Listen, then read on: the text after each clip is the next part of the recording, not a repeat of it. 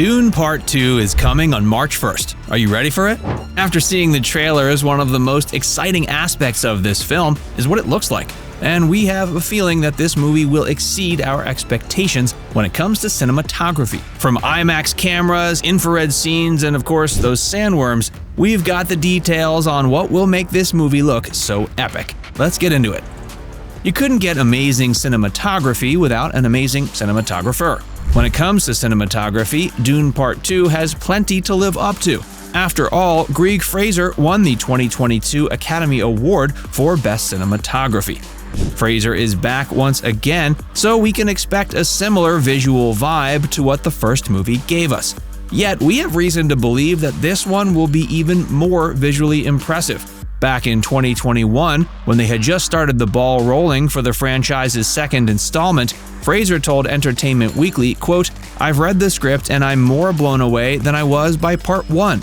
Now that's some serious kudos. We've seen the trailers and just how amazing these shots look. And Fraser was proud in particular about the world building that technology allows.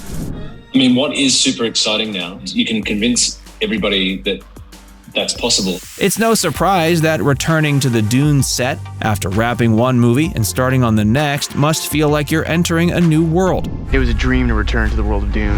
It's great being back. It feels like I never left. Clearly, leading man Timothee Chalamet is just as amazed by the world of Dune as fans are. And what Dune Part 2 has in store exceeded his expectations. But honestly, I love everything I've been in, but this might be the project I'm most proud of. Director Denis Villeneuve called Dune Part 2 a cinematic blast, and according to Chalamet, what he meant by that is there's a certain level of world building in the first one that is ultra detailed, but is laying the groundwork. Clearly, there will be a lot more in Dune Part 2 than there was in Part 1. The movie will cover the second half of the novel and has a nearly 3-hour runtime.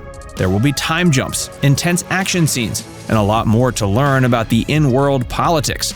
And that means fans will see more of the world of Dune than we did in the first film. If you know anything about Dune or have seen the trailers, then you know one very important element of this second installment is the sandworms. While we heard about them in the first film and caught a quick glimpse, we didn't get to see them. And yes, since sandworms are a mythical creature, creating them was quite a feat. In fact, the team hadn't even decided exactly how they would look when filming the first film. There was a whole worm unit on the movie. There's a 2-minute sequence in the movie or something like that that took them 4 months to shoot or something. Of course, this was mostly CGI, but there were practical elements to make them actually rideable. There have been a few trailers for Dune Part 2 released, and it's easy to see the breathtaking visuals in all of them. But you may have also noticed some unexpected black and white scenes. Most people probably thought this was an unusual directorial choice. In reality, though, these shots most likely won't actually look black and white.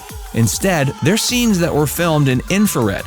This means that these scenes capture a spectrum of colors that humans can't actually see. Images shot this way have a lot of contrast and make the characters stand out from the background.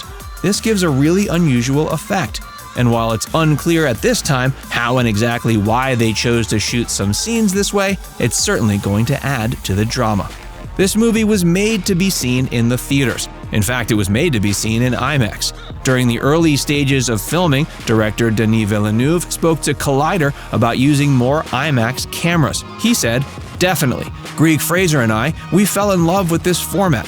And definitely there will be even probably more IMAX footage in this movie. Definitely." And as it turns out, Dune Part 2 shot entirely in IMAX, unlike the first movie, 40% of which was filmed that way. There's only one way to watch this movie, and it's like there with speakers. And yes, you should see it in IMAX 70mm if you have the opportunity, since this will give the audience the most immersive option for watching the film. Do you think the cinematography in Dune Part 2 will be better than the first film?